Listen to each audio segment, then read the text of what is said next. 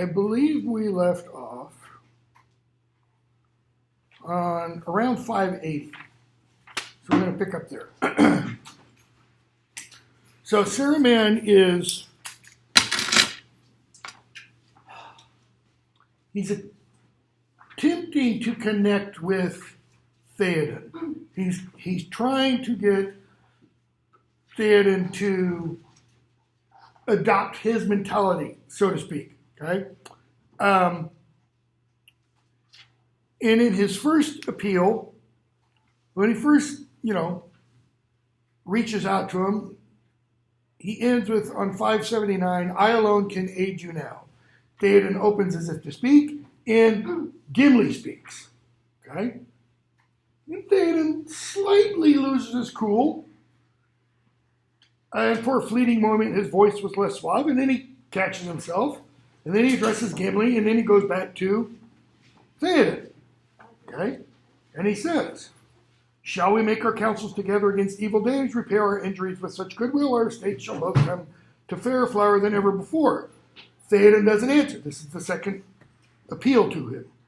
Okay? Éomer replies and says, essentially, remember Theodred, remember your son hacked to death defending women and children at the forge, and remember Hama hacked to death at Helm's Deep. Okay? And then he calls Saruman a dealer in treachery and murder. Saruman replies to Éomer, loses more of his cool. Okay? If we speak a poisoned tongue, what shall we say of yours, young serpent, But come, Éomer, Aemon's son, to every man his part. Valor in arms is yours. You win high honor thereby. Slay whom your lord names as enemies, and be content. Why? You're not there for your brains, son. You're there to kill. That's it. All right?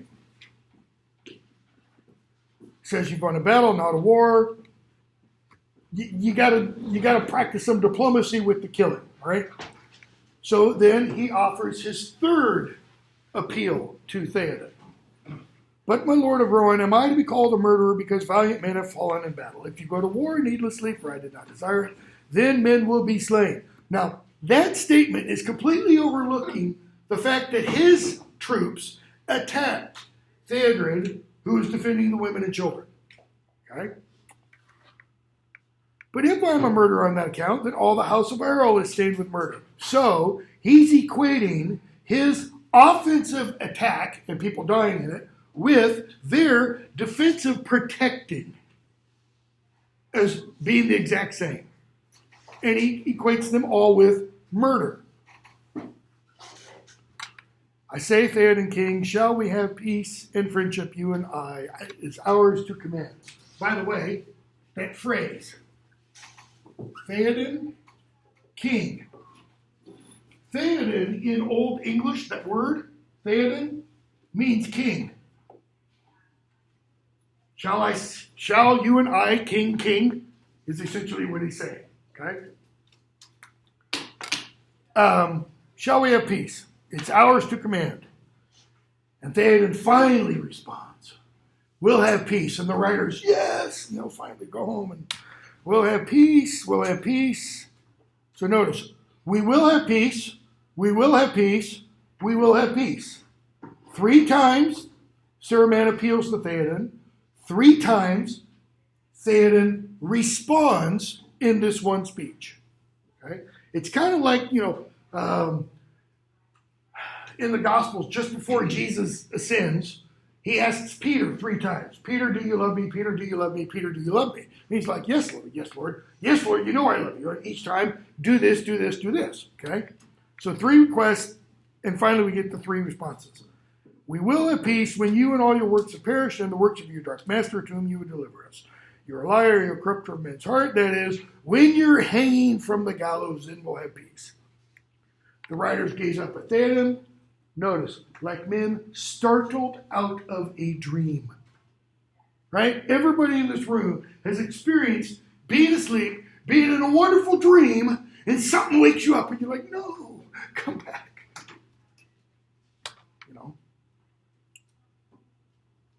His voice, their master's voice, was harsh as an old raven's compared to Saruman's.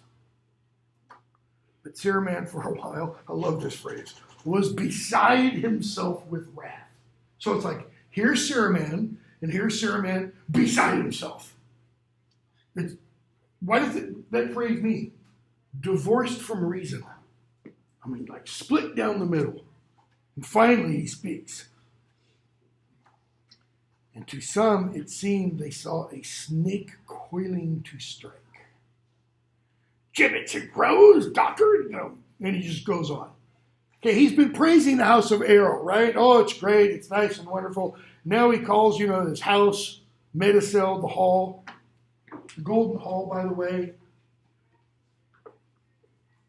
Meduseld, literally, it's Old English again, means mead hall, okay? He says it's nothing but, the cows and dogs, roll in the everything. And then he addresses Gandalf. And Gandalf listens. And we're told, top of 582, everyone who hears that is not unmoved. Of loftier mold these two were made, reverend, wise. It was inevitable they should make alliance. Gandalf would ascend into the tower to discuss deep things beyond their comprehension. The door would be closed, they would be left outside. And we're told, even Theoden thinks he will betray us. Okay? And then Gandalf laughs. And the laugh just breaks the spell. He says, you should have been the king's jester, earned your bread, stripes too, by mimicking his counselors. Understand one another. I fear I am beyond your comprehension. You cannot even think as highly as I am. Not what I am. Gandalf's kind of saying, I am now of a kind that you cannot even conceive in your mind. All right? He says, but you I understand now all too well. Okay? So Gandalf offers him a chance. Will you not come down? Would it not be well to leave Isengard for a while? Turn to new things, perhaps. What's he mean? Start a garden, start a book club. Will I come down? Does an unarmed man come down to speak with robbers out of doors? He says, I don't trust you. The treacherous are ever distrustful. The reverse of that is true also. The decent, the honest, the good, the true are trustful. They are credible in the sense that they believe what they're told. We're going to have a scene about that in the Harry Potter novels. Okay? He says, you need not fear for your skin. I do not wish to kill you or hurt you, as you would know if you really understood me. I have the power to protect you. I am giving you a last chance. Okay? It's actually not the last chance he gives him. He gives him another one later on. He's kind of like, I rescind that previous last chance, and here's your new last chance. Okay? He says, but you gotta offer some pledges of your conduct. Keys of Orthanc and your staff. You gotta leave those with me. And if you do well, it's like probation. You're on probation for 3 years. If you don't break any laws, if you don't help Sauron, blah, blah, blah, blah, blah, you quit killing trees, then we'll give them back to you maybe. Okay? To be returned later if you merit them. He says, yes, when you have, the rods of the 5 wizards and, blah, blah. Saruman leaves, goes back inside. And Gandalf, 583, kind of shows who he now is. Come back, Saruman.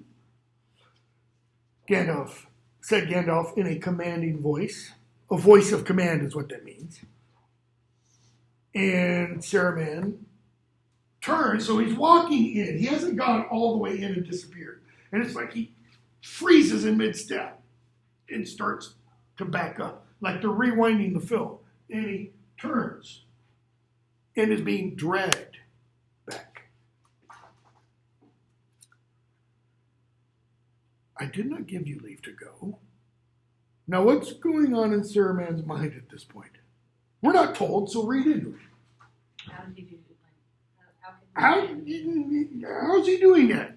Or, fill in the rest of the word. I have not finished. You have become a fool, Saruman, and yet, even though you're a fool, you're still pitiable. You might still have turned away from following evil, and have been of service. What's he mean, and have been of service? Been of service to whom? Good. To good. Thank you for that reply. Not just to Gandalf. You might have aided all that is good. Okay? But someone who is providing a service, what position do they put themselves into for those they help, for those they serve? Think power relations. Who's got the power in that, equation? The person doing the serving, the person being served. Where does the power lie? Person being served. Why? Is it because that person deserves it? Is it because that person innately has the worth, etc.? No. Why is this person doing the serving? Or the act of serving involves or requires what on the server's part? Maybe. It's about the person's self. Servitude? Keep going. Servitude? So they're in debt to them? Not necessarily. In service to them? Keep going. I'm looking for one word. So give me synonyms for being in service or. Close. It's kind of self-abasing. It's self-denying. You're putting the other person's what? Needs, whatever they are, before your own. Go to a restaurant. Do you really literally think every server that is serving in the restaurant really wants to bring you your food? I mean, they just love having that job. You think every teacher just out? No. They're doing it for reasons, some of which are purely financial. Well, take that back. Most of them are purely financial. There are some, I will say, military, lots of cops, a lot of firefighters, a lot of doctors and nurses. They're doing it for what reason? To help others.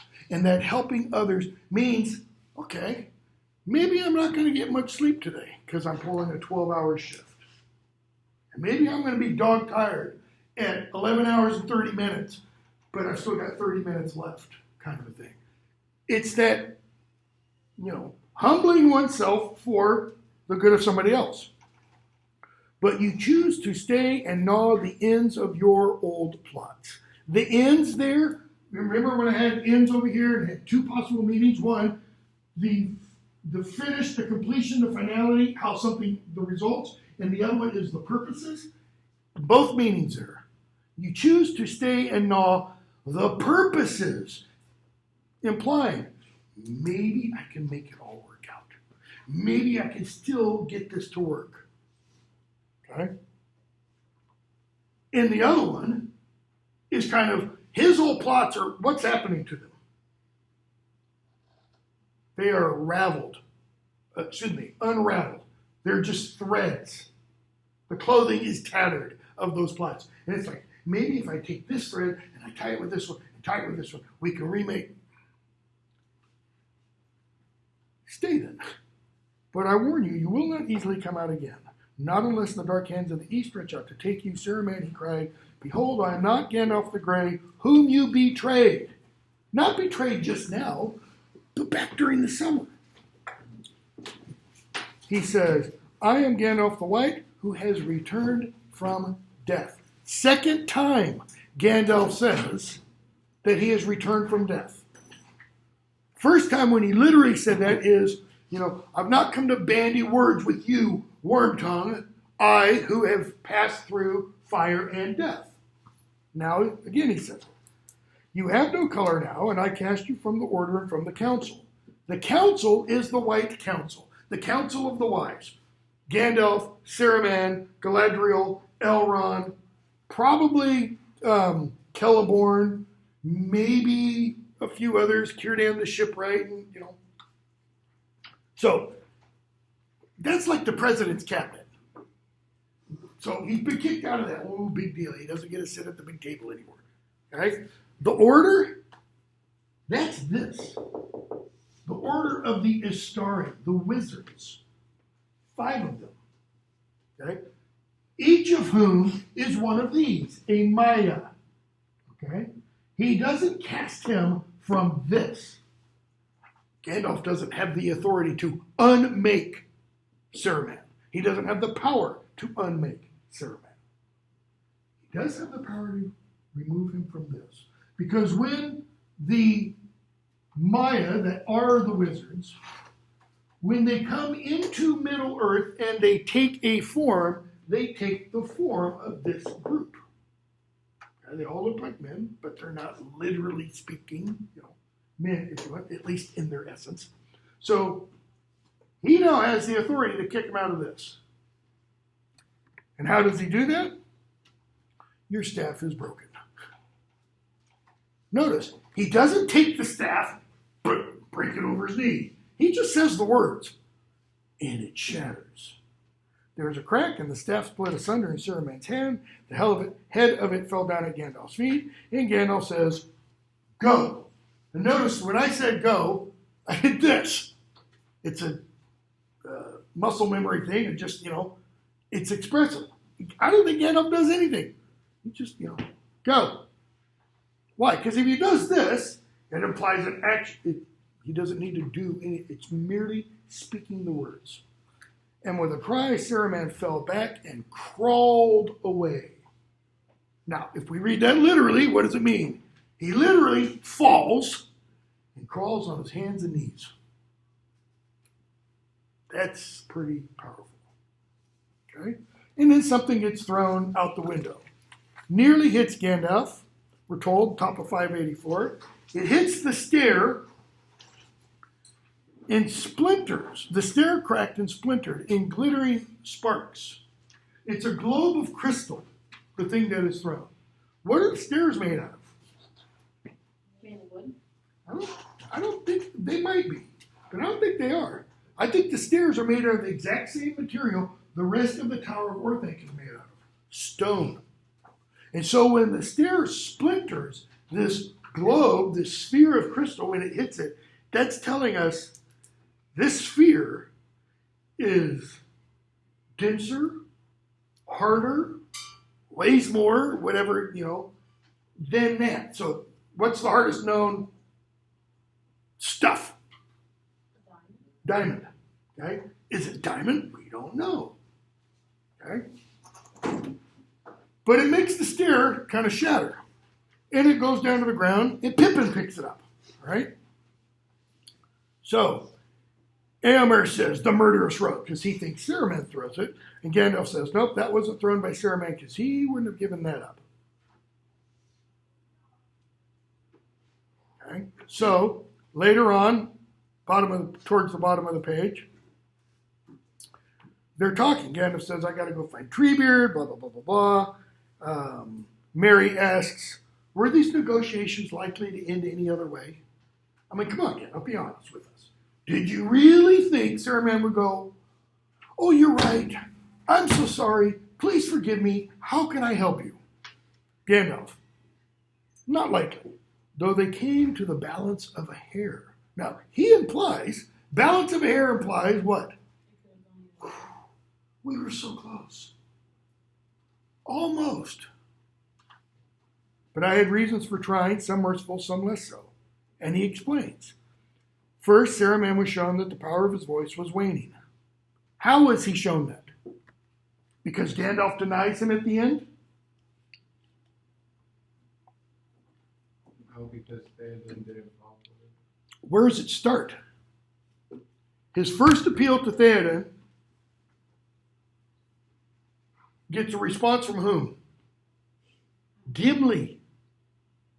Dwarves aren't known for their great and powerful intellects. You know, they're not little Einsteins, like elves kind of are depicted as. He makes a second appeal. Who responds to that? Éomer does. He makes a third appeal. That's what he's already losing his power when he starts talking, because even Gimli sees through the smoke and mirrors. He cannot be both tyrant and counselor. When the plot is ripe, it remains no longer secret. He fell into the trap. What was the trap? Gandalf kind of implies it.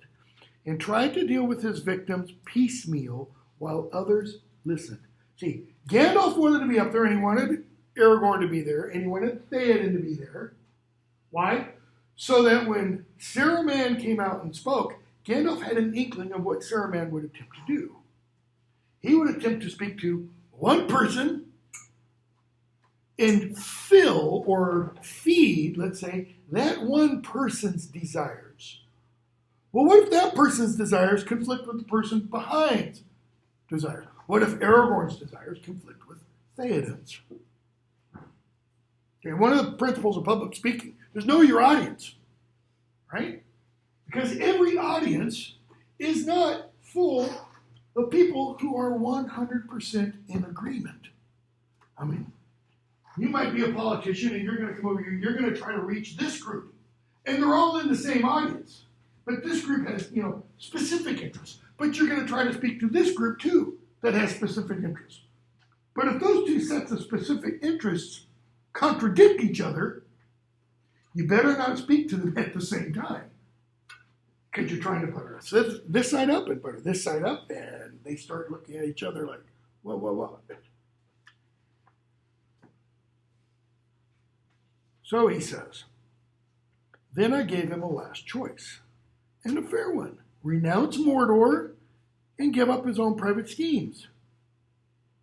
He knows our need. He could have rendered great service, but he's chosen to withhold it and keep the power of Orthanc, blah, blah, blah. He says, unhappy fool, top of 585. He will be devoured if the power of the East stretches out its arms to Isengard. We cannot destroy Orthanc from without, but Sauron, who knows what he can do.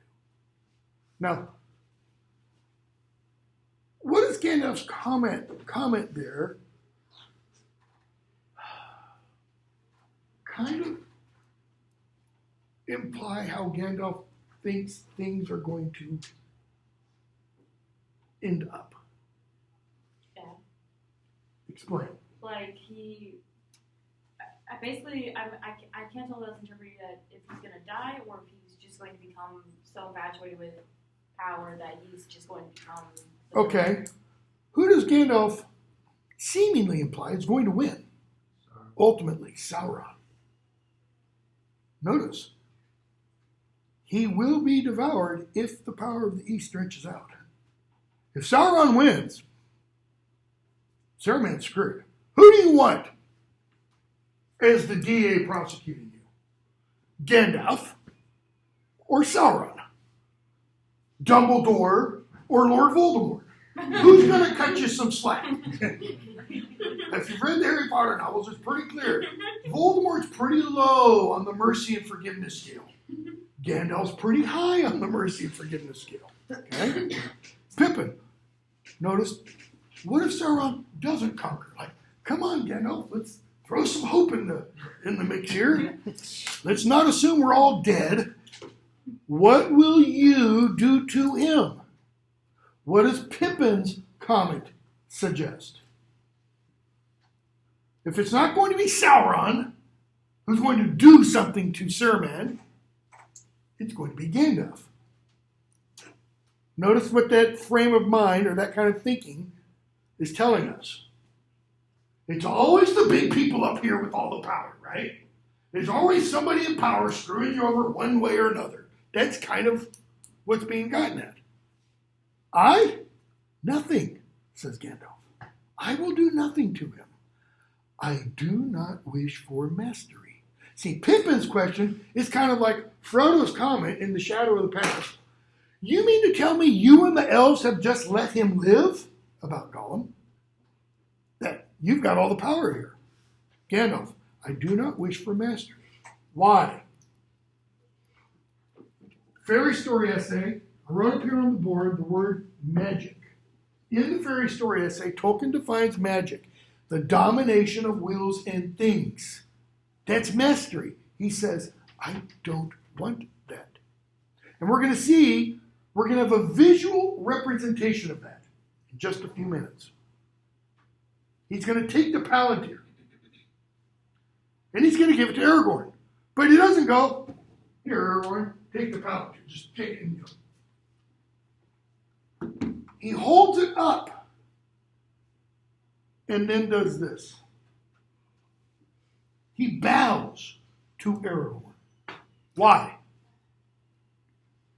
Because Aragorn is a lord. He's a lord of men.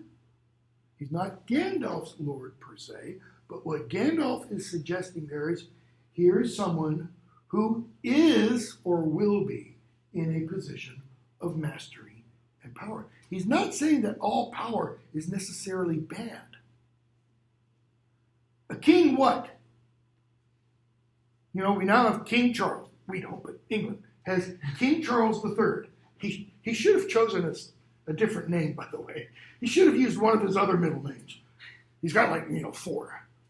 Charles, Arthur, Edward, George, I think is his full name. He should have taken Arthur or Edward. Why? The first 2 King Charleses were not very good. The first one was executed by Parliament. Really not good, okay? And the second one led to the Glorious Revolution when the king was overthrown and a new king and queen were brought in from the Netherlands. So just not very auspicious. Aragorn will be a king. What goes with the title king? Power. Especially, here. Okay, it's not a constitutional monarchy where the king is just a figurehead, and gets to open hospitals and do nice things for people and spend, oodles of money that, whatever. Okay? What will become of him? So Gandalf rephrases Pippin's question. Oh, if you mean what will become of him, I don't know. Agreed that so much that was good now festers in the tower. So much that was good. Why was it such a shock at the Council of Elrond when Gandalf told the story? Because Elrond and others were all thinking, man, if Saruman's been turned, that is a really, really, really bad blow to us. Strange are the turns of fortune. Often does hatred hurt itself. I guess that even if we had entered in, we could have found few treasures in Orthanc more precious than the thing which Wormtongue threw down at us. That's the strange or the turns of fortune. Okay? Now, nobody else at this point knows what it is that that Wormtongue threw. Gandalf does. He knows exactly what it is. Okay? And right at that moment, they hear Saruman scream. We're not told what words they are. He just screams.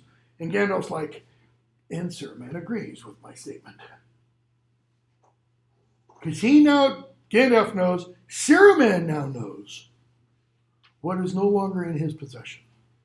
Okay? So they go down to the gate, talk a bit, and leave. Let's see, where do I want to talk about that stuff?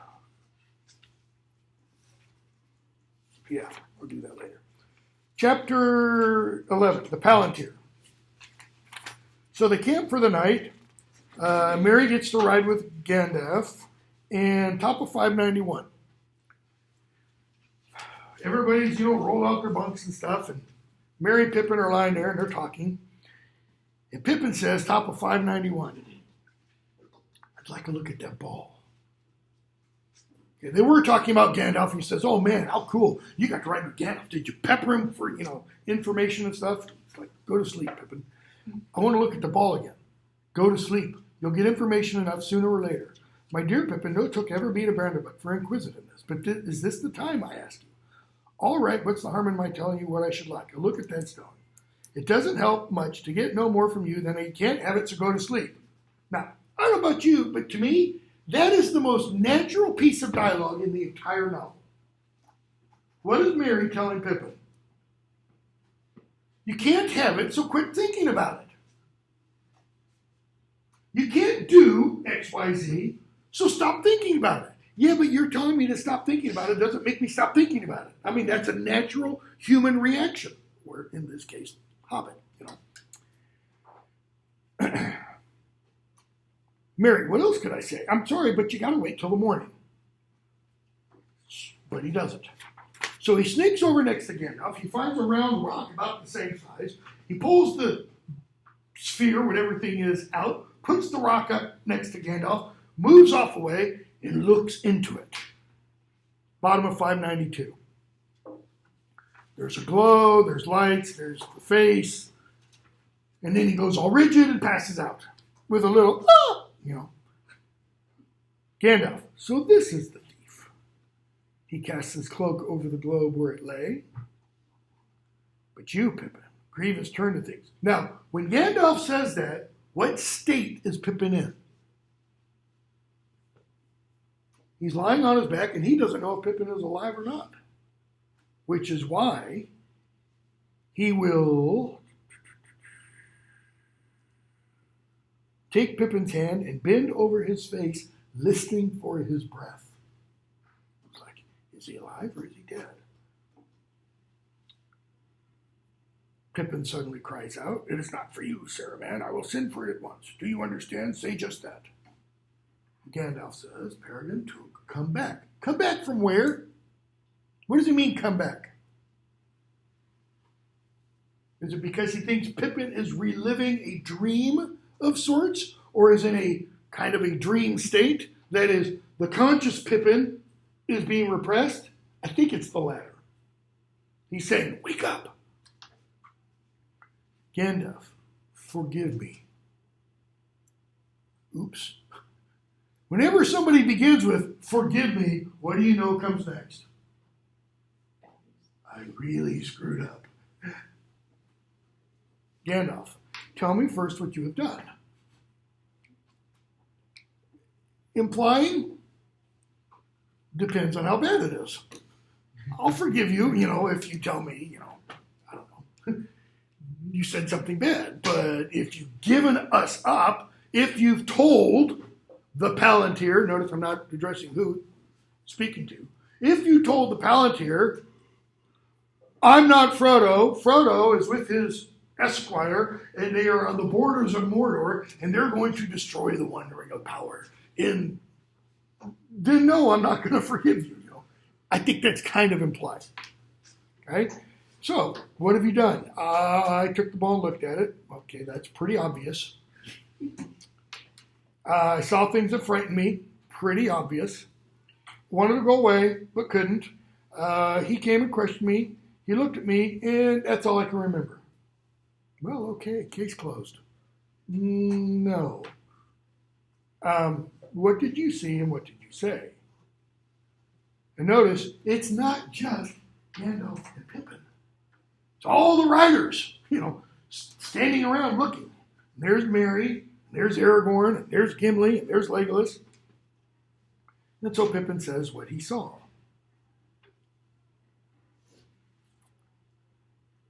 And he even says kind of the voice, so you've come back. Why have you neglected to report for so long? Who's speaking? I mean, literally it's Pippin, but who's he reporting? Said that. Sauron. Okay? Who is Sauron speaking to? Or who does Sauron think he's speaking to? Saruman. I did not answer. Who are you? I did not answer. But it hurt me horribly, and he pressed me. So I said, a hobbit. It's almost like Sauron knows how to do an Imperious curse. Speak. And he does. A hobbit. Then suddenly he seemed to see me, and he laughed. It was cruel, like being stabbed. I struggled. He said, whoa, wait, we'll meet again. Tell Saruman, this dainty is not for him. I will send for it at once. How is Saruman going to send for it? UPS is going to pick him up? Kind of. Anaskel has already left the Dark Tower, Barad-dûr, okay? Because they're going to see it in a little while. Then he gloated over me. I felt like I was falling to pieces. I can't say anymore. I don't remember anything else. Gandalf says, look at me. He looks into Pippin's eyes. He says, okay, you're taking no harm. You're not lying, etc. And then he says this. Wiser ones might have done worse in such a pass. You have been saved, and all your friends too, mainly by good fortune, as it is called. You cannot count on it a second time. What does he mean by good fortune? We saw Elrond say, you have been called, but not by me. And he mentions fortune, as it is called. Okay? So we have to pause for hopefully not too long. And talk about kind of the intellectual underpinnings of Tolkien's whole world. Or a belief system, if you want, that underlies it. And that's what all this scroll is getting at. 6th century, so 500s, a guy named Boethius, a Roman consul, if I remember right, who was very good friends with the emperor, not a Roman emperor. The emperor is Germanic. His name is Theodoric. This is real, actually happened in history, is charged by Theodoric with a capital crime of conspiracy. He thought Boethius had conspired to kill him. Okay? They were best friends. Okay? So he throws Boethius in prison on to be executed. He was executed, by the way. The best we know, what we think the way he was executed was not, lopping his head off or something easy like that, or crucifixion. They tied ropes made out of leather around his head and then soaked them in water. Leather shrinks if it gets wet. And they just kept doing that. Until finally, it popped his head. Pretty nasty way to die, because it would be very slow and very painful. Okay? So, Boethius is in prison, and Boethius is what is called today a polymath. The guy knew everything. He wrote books on astronomy and music and philosophy. He translated works of ancient Greek philosophy into Roman or into Latin. He translated portions of the Bible into Latin. He wrote biblical commentaries. I mean, just all kinds of stuff. All right? So he's in prison, and he's whining and moping and complaining, asking, what's he asking? Nope. There's nothing else forgiveness for. He's innocent. For proof. No. Put yourself in his situation. What are you going to ask? Why me? Why me? Okay? And according to the book that he writes called The Consolation of Philosophy, the goddess Philosophy comes to him and consoles him. That's why it's called The Consolation of Philosophy. It's not, things are going really bad, pick up some Socrates or some Aristotle and you'll feel better, It'll just make you feel really good about your life. No, it won't. And what she does is she talks to him, and first she upbraids him. She's like, come on, you've been studying philosophy all your life. Bad things happen to people, and you're sitting here whining and moaning and complaining about it? But she takes 5 books, or it takes 5 books, chapters, to get into all this. And the upshot of all of it is, because what he's really asking is, God is good, God is all-powerful, God is all-knowing, God is all good, all-powerful, all-knowing. Why is he allowing this to happen to me? He knows I'm innocent. Okay? Got to get those 3 premises out there first, because I didn't with my first class. And she finally gets him to come to this understanding of how the world works. How do we experience life? How do you experience your life? Any of you. Do you experience your life knowing how it's all going to work out? No. If you do, please tell me how. Or how tomorrow will work out, or the rest of today, okay? It's like for the last week and a half, it's like every day, just the other shoe drops, and you would think I, was an octopus, had 8 feet or something. No, how do we experience it? Day by day, step by step, right? Do we know what's going to happen on the next step, the next day? No, we don't. Can we look back and see how yesterday was? Yes, we can. Can we go several years in the future? And I don't mean look forward. I mean live for several years in the future, get to, let's say, the age 25, and look back and maybe start to see some patterns. We can see how, one decision led to another decision. The road less traveled by Robert Frost. That kind of thing. But we still can't see forward, right? No matter how long you live, you don't get to see what's going to happen next. But when you get to hear, say you're just getting ready to croak, man. You're lying on deathbed. You can do what? And you can then say, maybe, forgive me, or you can say, it was a great ride, what was it?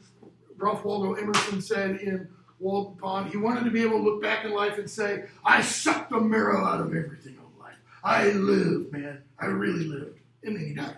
Okay? But what do you still not get, even at that point? Looking back on life. You can't change anything. Okay, you can't change anything. But what do you still not see? You don't see the whole grand picture. Right? You don't see how everything interconnected. And an awful lot of people say, there isn't any interconnection. It's all just sheer damn blind, wild chance. We're nothing but balls on a pool table. And somebody back there going, and we scatter, okay? Philosophy says that's not how it works. Here's how she says it works. This is now the world, okay? And the world is governed by the goddess Fortune. Fortune is usually depicted this way. Fortune stands there and she has a wheel. And she's always spinning the wheel. Sometimes the wheel seems to spin faster. Sometimes the wheel seems to spin slower. Where you want to be on Fortune's wheel is really decided. Why? Everything's going up. Everything's looking good. You're a politician. Your polls are rising. And the other person's polls, they're falling. The problem with Fortune's wheel is it doesn't stop. Because when you get here, what do you want to happen? Get off the train. Stop right here, top of the world. Have all the power, all the fame, all the glory, all the money, all the fill in the blank. But it doesn't. It keeps turning. This is one of the most famous tropes used throughout the Middle Ages. Everybody writes things that deal with this idea. Okay? Boethius doesn't invent it. It goes back long before Boethius. So, philosophy tells them Fortune governs this world. Right? Everything in this world is changeable. It's mutable. It doesn't stay the same. But behind Fortune, outside this world, there's fate. See? Fortune can't change or control fate. Fate can affect or control fortune, however. That takes us back to the ancient Greeks. Read Sophocles' Oedipus the King. Oedipus tries to outrun fate. He tries to pull a fast one. And in trying to pull a fast one, he makes fate happen. He does what he's fated to do, okay? Still sucks. I mean, either of these, just in and of themselves, not a good way to have life work. She says, But there's something behind fate, too. Providence. Providence is God's ruling of the universe. Okay? What's the problem with that? Okay, ruling. God's determining, let me use that word, of the universe. Everything that happens. So if I pull a gun and kill someone, am I responsible? Yes. How so? If I have no choice in the matter. If it's predetermined, Calvinist, Protestant religion, Protestant Christianity, branch of Protestant Christianity. I used to be card carrying Calvinist, something that was called truly reformed in college. They, whole idea of predestination. You are predestined to be saved or not. Saved, no. Saved. The rest of you go to hell. According to Calvinism, very, very few people will be saved out of the whole billions of humanity that's lived. Okay? Anyways, that's not what Boethius means by this, though. Okay? What Boethius means by this, or what philosophy teaches him, is when you think of all of this, think of life. Let me get rid of a bunch of this. Okay? So this is now just the world, meaning the universe. Okay? How does it exist? Even astrophysicists today will tell you this. When did the universe begin? Approximately 14.6 billion years ago. When what happened? The Big Bang. And what will happen at some point in the future? The end of the world? The big end. Okay? The universe will come to an end. And it'll probably be because it just keeps expanding till that there's eventually so much space between everything, according to what the theory holds, is that it will start doing this. Contracting. And we'll get the big shrink. And then according to theory, it'll blow up again. So you have this cycle. So it exists in time. Because time begins with the creation, the Big Bang. Right? Providence does not exist in time. God does not exist in time. God is eternal. So let's put back on here the timeline. My life. Okay? Which I experience one stinky, lousy day after another. Kind of thing. But how does God see that?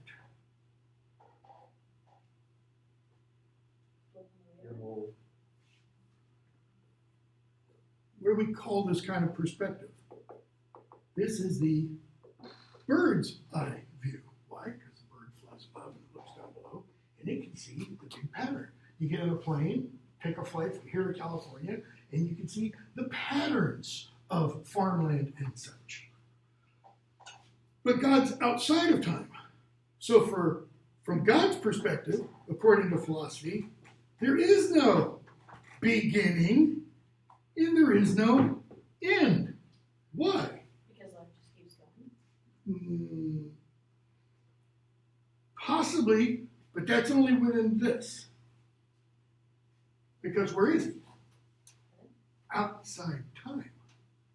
See, this is all in time. So God sees all of this now. There is no beginning, there is no end. What does that mean? Creation, use the biblical language. Genesis, Revelation, now. From God's perspective. It's all what C.S. Lewis called the eternal present. Eternal, outside time, present. Notice it's a paradox. Okay? It's this framework, this Boethian understanding of reality that undergirds all of Tolkien's Lord of the Rings. Why? Because it accounts for, put that back up in there, what is called fortune as it is called, because that implies And what did Gandalf say about Bilbo having the ring and then Frodo having the ring? They were meant to have the ring. That's the thing going beyond. Right? If they were meant and you were called and blah, blah, blah, what those characters are saying at that point is they see more of the big picture. But what does Gandalf even say when he's talking about Gollum to Frodo? Even the wise cannot see all ends. Keep in mind, Gandalf is a Maya. He's one of those supernatural beings. Okay? Do angelic beings, Christianity, do angelic beings know everything? No, they don't. They see some stuff. Okay? So, Tolkien is suggesting that there is this kind of governed aspect of the world, that things are happening and they're not happening totally by random chance. Okay? So when he says, all your friends too, mainly by good fortune, as it is called, what was the good fortune? I mean, he looked in the Palantir. Was that the good fortune? He says, you have been saved, and all your friends too, mainly by good fortune. It was whatever that caused Pippin to pass out. That wasn't Sauron. Sauron didn't want Pippin to pass out. He wanted to keep pressing him. Okay? You cannot count on it a second time. Why? It's a eucatastrophe. That word that means a sudden and miraculous grace, never to be counted on to recur. Why is it a eucatastrophe? That is, why can it never be counted on to recur? Because Gandalf's going to tell us, I've got to get Pippin away from this ball as far as possible. And so the next chapter, he and Pippin leave. I'll take that. This chapter. He and Pippin leave. They go off to Minas Tirith. He's going to take Pippin hundreds of miles away. Because he knows, as long as Pippin is nearby, he's going to have itchy palms. Okay? So, bottom of that page, 594. Aragorn asks, how's Pippin? He says, he's fine, And then Gandalf offers the stone to Aragorn. Will you, Aragorn, take the Orthanc stone and guard it? It is a dangerous charge. Aragorn, dangerous indeed, but not to all. There is one who may claim it by right. This is the Palantir of Orthanc from the treasury of Elendil, set here by the kings of Gondor. Oh yeah, and I'm the future king of Gondor. So when he says, there is one who may claim it by right, he's saying, thank you for returning to me what is rightfully mine. I will take it. Notice, Gandalf looks at him, and then to the surprise of others, lifts the stone and bows. Take it. Receive it, Lord. Why does he say Lord? Does Gandalf ever call Aragorn Lord before? No, he doesn't. Does he mean my Lord? Like he's bowing and showing obeisance to Aragorn? No. He means Lord of this thing. You're right. This is yours. This rightfully belongs to you. But if I can offer some counsel, don't use it hastily. Be wary. When have I been hasty or unwary who have waited and prepared for so many long years? Gandalf. Never, he doesn't say just never yet. You've never been hasty or unwary yet. Now, we could maybe stop for a moment and say, let's flip that conversation around. According to Aragorn, has Gandalf ever been hasty or unwary? Think for a moment. What does he say before they go into Moria? Beware, I say to you, Gandalf the Grey. Do they have any other way? No, they don't. It's like, show me another way and I'll take it. We tried going over the mountain, now we can only go under the mountain. Okay? Never yet, do not then stumble at the end of the road. I used the metaphor in my first class of running a marathon. I used to run marathons. It's like Aragorn's gone past the 26-mile mark. You've got 385 yards left. He says, don't screw it up now. Finish the race properly. Okay? So,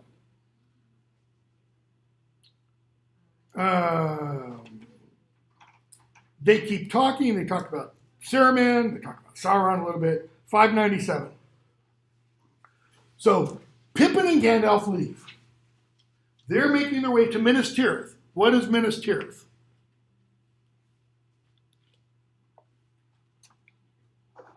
Capital city of Gondor, where Boromir's from. Okay? And Gandalf, they talk for a little bit, and then Gandalf starts going through these lists in his mind and such. And Pippin asks what that's about, and he's talking about the Palantir. What are they?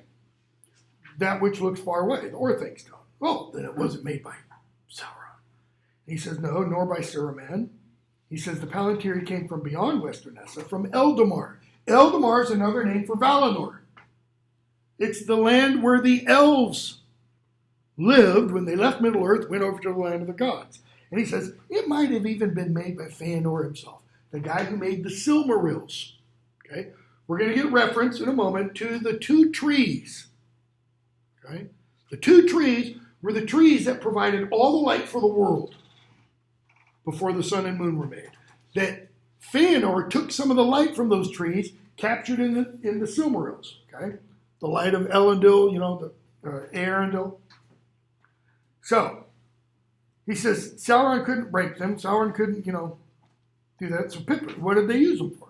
Gandalf, to see far off, to converse in thought with one another. A good translation for Palantir would be television. Long distance, seeing. It's not like picking up one of these. They don't have to literally, verbally speak. It's kind of like you look in the Palantir, and somebody over here looks at a Palantir, and you can kind of understand what they're thinking, and they can kind of understand what you're thinking. And whoever has the strongest mind can cause others who are looking at the Palantiri to reveal what the person with the strongest mind wants to see revealed. Okay? It's going to be important in a moment. So they go on. And then we go to book 2. Back here for a second. Fellowship ends, breaking of the fellowship, right? Gandalf's already dead. And he's dead. He's not just mostly dead. He doesn't need, Miracle Max to bring him a pill. He's dead. Frodo and Sam leave to Mordor, right? At the end of fellowship. 2 towers opens. Merry and Pippin disappear. Boromir goes after them and dies. Aragorn, Legolas, and Gimli go after Merry and Pippin after they bury Boromir. And then later, Aragorn, Legolas, and Gimli get reunited with Gandalf. And then the 4 of them get reunited with Merry and Pippin. And then Gandalf and Pippin take off for Minas Tirith. And I did it again. Aragorn, Legolas, Gimli, and Merry go off with the riders. Okay? When we get to Return of the King, we're going to see Aragorn, Legolas, and Gimli go off, and Merry will be left with the riders. Gandalf and Pippin will still be together in Minas Tirith, and Frodo and Sam will still be kind of on their way to Mordor. So the breaking is still going on. All right? That shattering is still moving. They've been together for a bit. So, chapter 1, Taming of Smeagol. So Frodo and Sam come to a cliff. It's a pretty deep, long cliff. Sam remembers the rope, ties a knot. He goes down first because he doesn't, he's heavier. He doesn't want Frodo to die first, essentially. They both get down, and Sam's like, shoot, that's a really nice piece of rope. And he pulls on it, and it coils. Sam's like, good knot there. Frodo's like, good knot there, Sam. Oh, that's great. So they stay there for a bit, and Gollum appears. And they see Gollum come down 613, come down the face of the cliff. When he comes down the face of the cliff, what does he look like? You said like insect. More specific. Not actually an insect, a different. Like a spider? Like a spider. Notice, Tolkien could have used like a tree frog, because tree frogs can climb up and down, flat vertical surfaces, but he looks like a spider. Why? Foreshadowing. That's the only reason. Okay? So, he starts coming down, page 613, and we actually then hear Gollum a bit, talking about hating the sun and the moon and blah, blah, blah, blah, blah. Gollum jumps/falls off the cliff, lands on the ground, and Sam jumps him. 6:14. And when he does, Gollum turns the tables very quickly. And he has Sam pinned, and he's got a bite on his shoulder.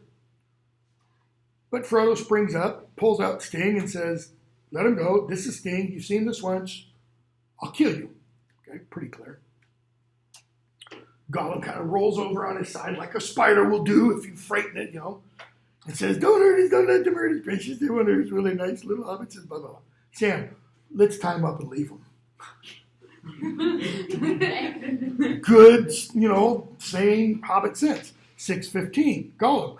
But that would kill his cruel little hobbits and ties up in the cold, hard lands.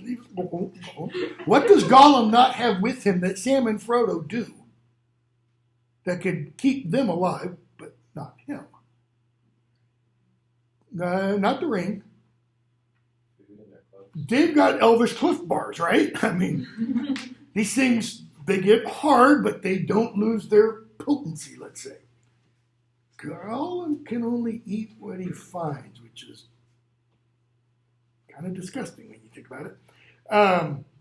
Frodo says, if we kill him, we must kill him outright, but we can't do that, not as things are. Poor wretch, he has done us no harm. As Sam is rubbing his shoulder with the bite in it. Oh, hasn't he? Anyway, he meant to, okay, past tense, and he means to. Present tense, kind of projecting also to the future. I'll warrant. What does he mean he means to? He did intend us harm, and, Sam has the evidence to prove it, and he means to harm us. What's Sam's point? Do unto others before they do unto you. Before he harms us, let's kill him, is what Sam means. I haven't done it for a couple of years. When I would teach this, after 9/11, man, I'd make all kinds of references to the quote-unquote Great War on Terror because they were so perfect. I mean, what was going on in the world, I could just go look at, and it would fit. 2003, 2004, I can't remember exactly what year. It might have been 2002. The Bush White House changed kind of a national strategy regarding terrorism and such to essentially what became known as the preemptive war doctrine. If you know somebody's going to strike you, strike them first. Prior to that, it had been, you got to wait.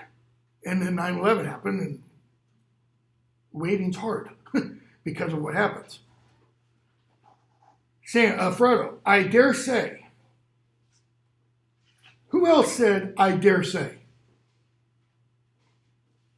Gandalf, chapter The Shadow of the Past, Frodo. He deserves death.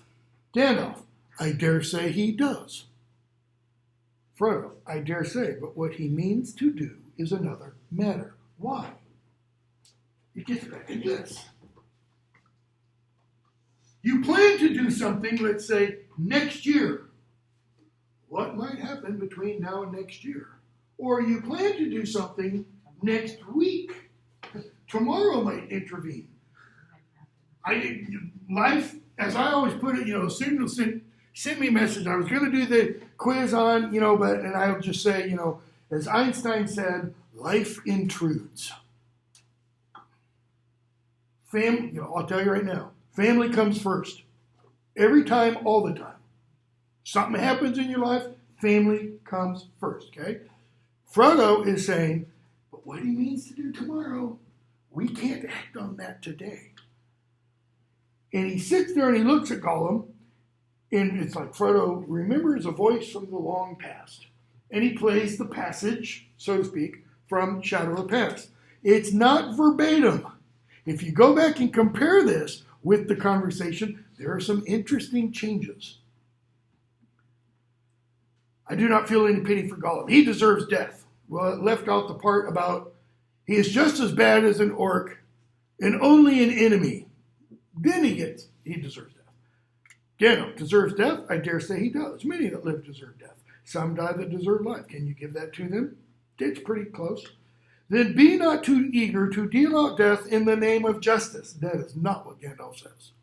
He says, then do not be too eager to deal out death in judgment, fearing for your own safety. He doesn't say that. So notice what Frodo has added. What back in the chapter Shadow of the Past, why does Frodo say he doesn't want to see Gollum? Because he is afraid. This is Frodo putting into the replayed memory part of his own consciousness and attitude. Okay? Do not be too eager to deal out death in the name of justice, fearing for your own safety. Frodo, you can't kill someone just because you're afraid, is what Frodo is telling us. Now, how come the memory isn't perfect? What are memories not? They're not recordings. They're not recordings. Think of what the word literally means. Remember. Again, member means put together. So when you remember something, you're taking bits and pieces and kind of putting the mosaic together again. What's the problem? Not all the pieces fit. Some of the puzzle pieces might be gone. Other things might come in. That is, other memories from other situations, little elements of those might come in, and you're starting to kind of fill in gaps with things that don't belong there. Very well, but still I am afraid. I will not touch the creature, for now that I see him, I do pity him. Why else might he pity him? I'm not saying this is a reason. Kind of reading into it. What has happened since the Shadow of the Past?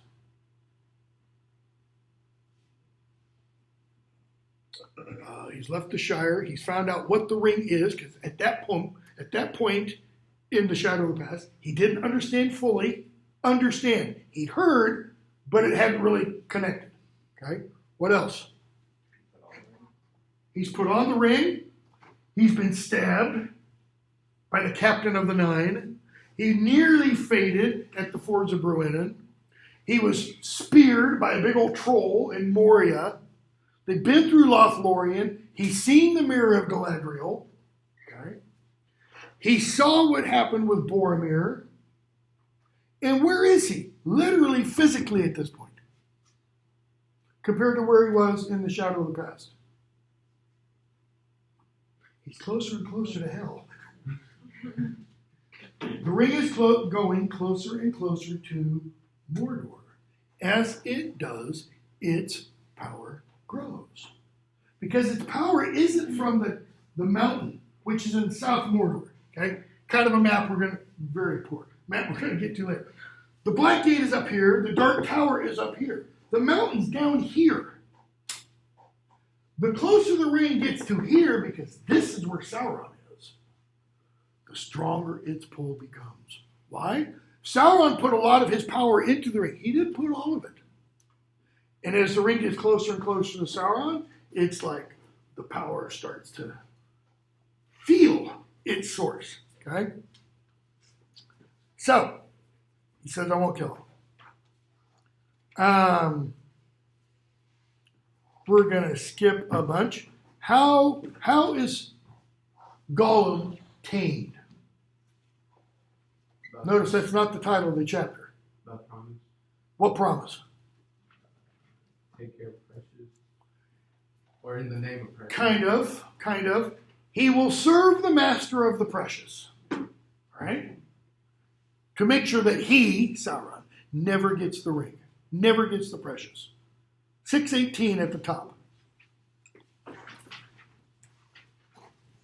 So Frodo's had to tie up Gollum again because he jumped Sam.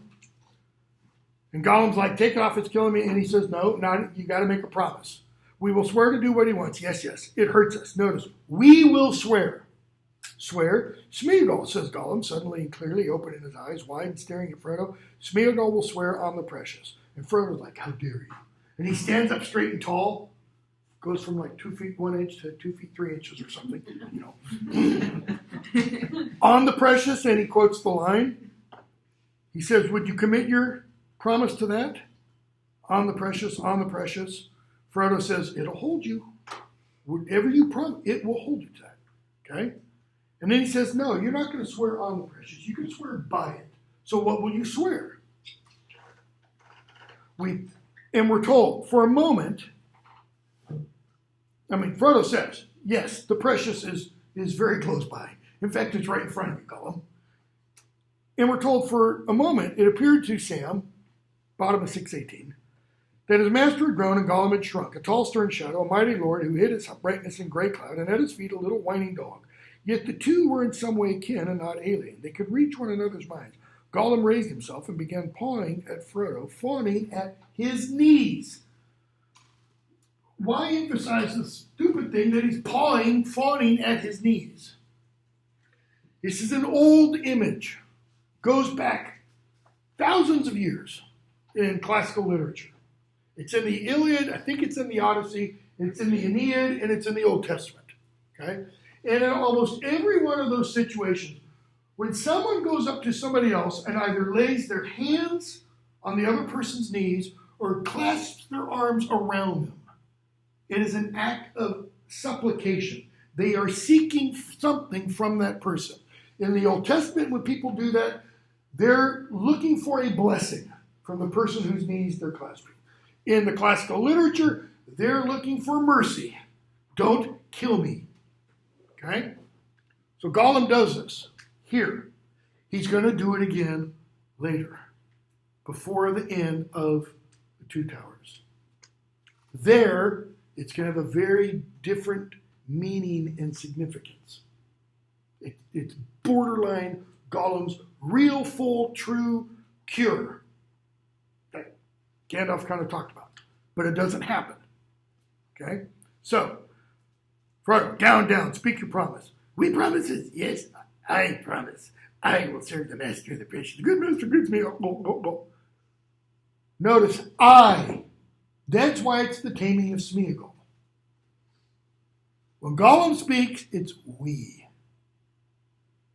And the we can mean Gollum and Smeagol. It can mean Gollum and Smeagol and the precious. Or it can mean Gollum and the precious. Okay? Because where's Smeagol almost all the time in all of that? He's repressed. Okay? Why does Frodo screw up here? Or how does Frodo screw up here? You went this. Smeagol promises, but Gollum is not, and they're kind of split. Okay, possibly. You should make him say, I, Smeagol, a.k.a. Gollum. What else? What does he swear? He will serve the master. The master of the precious. What needs to go in after a comma? Frodo Baggins, a.k.a. Mr. Underhill, who lives at number 4 Bagshot Row, a.k.a. Bag Inn, Hobbiton, the Shire, the West of Middle Earth, Arda.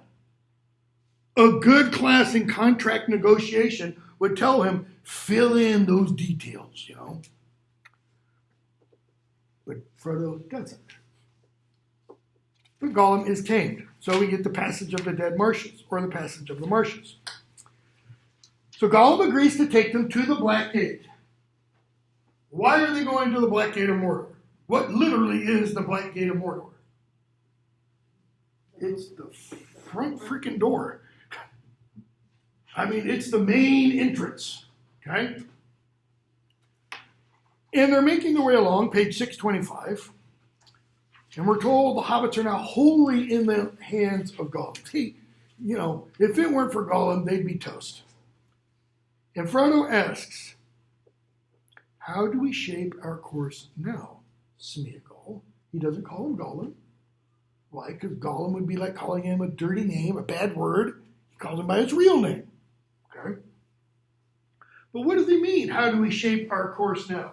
Because they've gone from where they were in the Emyn Muil, and now they've reached the outskirts of the dead marshes. Okay?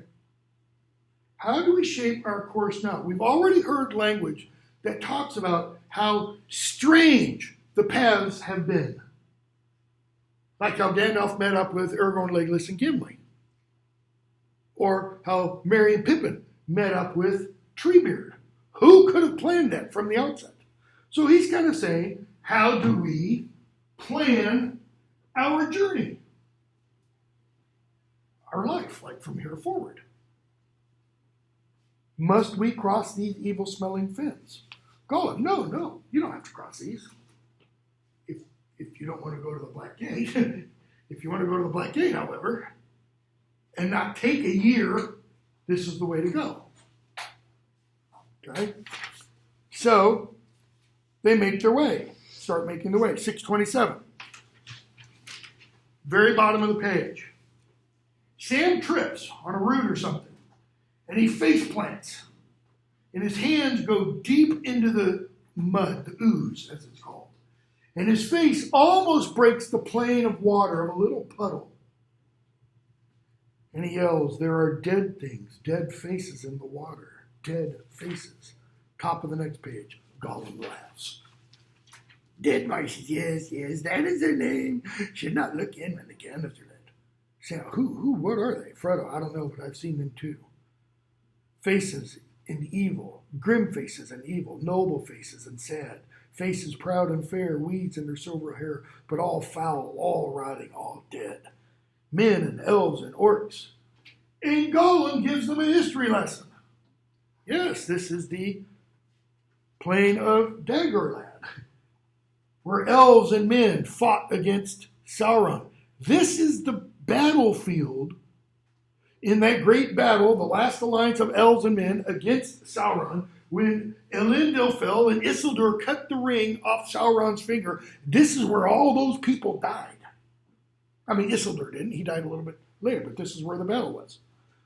This, by the way, probably comes from Tolkien's experience in World War I. Because this is literally what some soldiers in World War I report having seen. They would go from one trench across a muddy open field to the next trench, and they'd be crawling on their bellies and come across a puddle of water and see a head. Just the head, no body. Because the body had been blown away by cannon fire. Multiple times. We have multiple accounts of this. Okay? It's the only thing that's really clear, possibly from Tolkien's war experience. And what's so really disgusting about all that? Gollum kind of betrays this information. He knows you can't reach the faces because he tried once.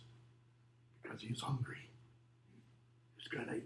That's really, just don't sleep with Gollum around when he's hungry, okay? Just, So, 6:32:33. They go on a few more days. They're now outside. The Black Gate is in view. And the ground in front, it's almost like, volcanic land where you've got these little hillocks, almost like, volcanic-shaped hills, and it's just ash and dust and rock everywhere. Well, they fall asleep here on the top of a little hill. Sam wakes up, he's still up here, Frodo's down here, and Gollum's next to him. And he watches, and there's a conversation going on with Gollum. And Gollum. Gollum and Smeagol. And when Gollum speaks, his eyes turn green. When Smeagol speaks, his eyes get kind of a pale color. And they're like, Smeagol's, I swore on the precious, I swore to help the master. Good hobbits, they're helping, blah, blah, blah. And Gollum's like, what if we were the master? I mean, we could still fulfill our promise, but if we become the master, then we serve ourselves. And it ends with,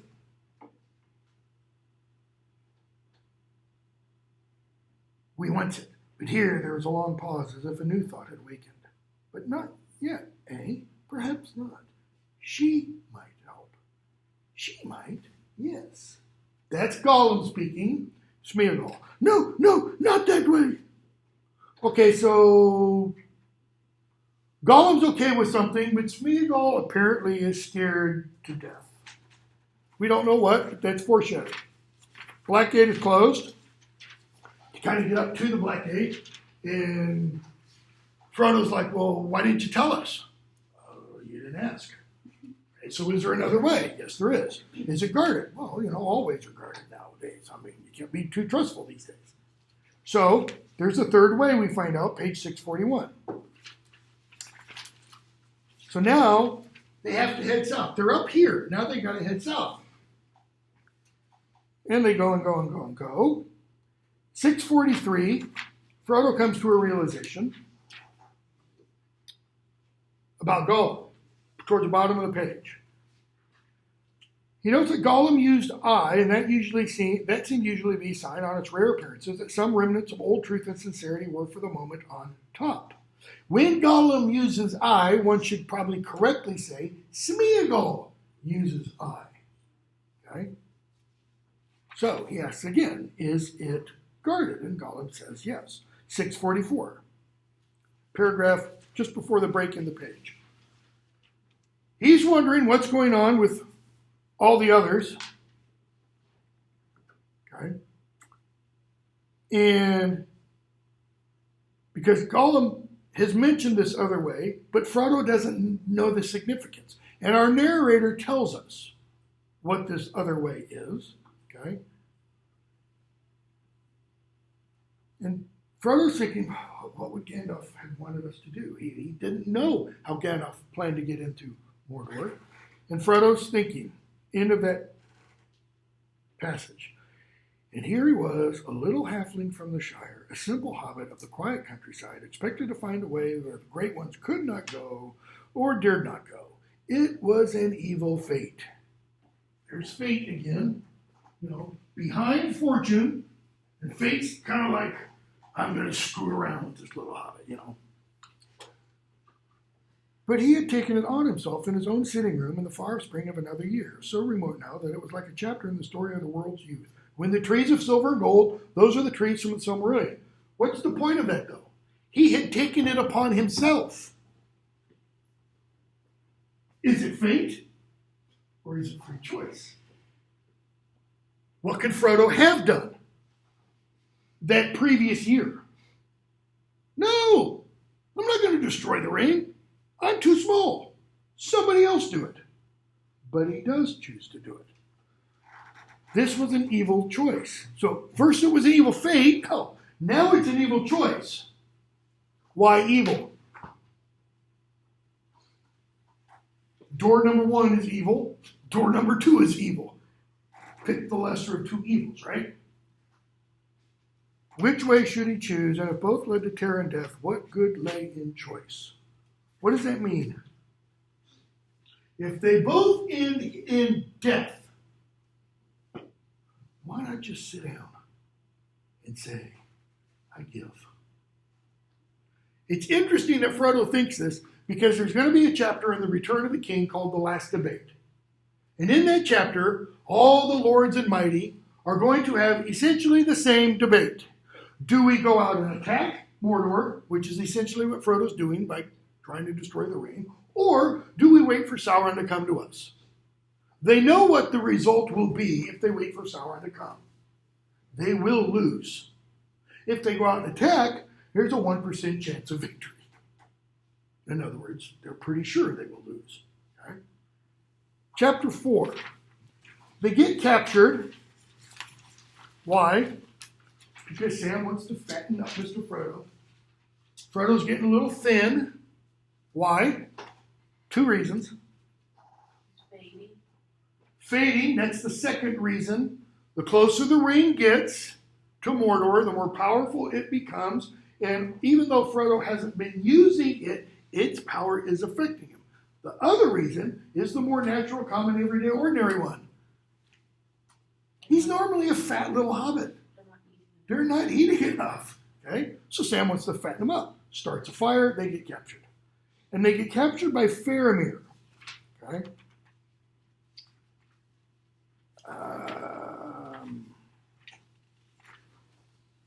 And Faramir doesn't necessarily trick them, but Frodo talks about, kind of his errand, but not literally.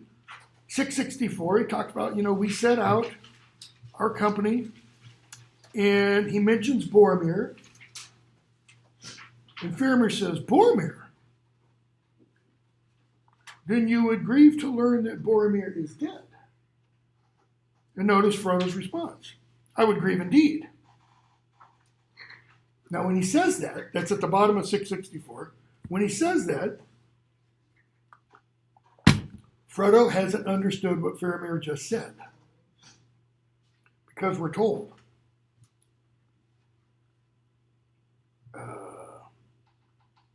Then catching the look in Faramir's eyes, he faltered. Dead? What? You mean he's dead and you didn't tell me? What does Frodo now think? He's like, if he's dead, Frodo says, actually says this later, if he's dead, then all of his friends are dead.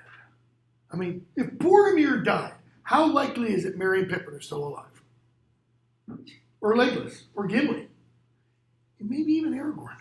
He already knows Gandalf's dead. I mean, Boromir's the greatest warrior, seemingly, there is. So now he's thinking, well, crap. It's just Sam and I. And we've got to do this all on our lonesome. Okay, we will stop there. I needed to get a little bit further.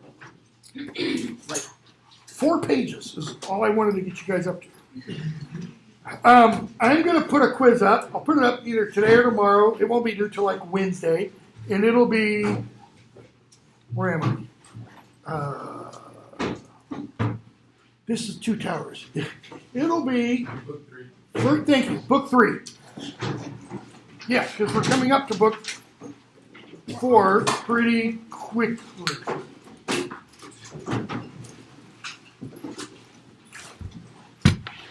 Have a good weekend.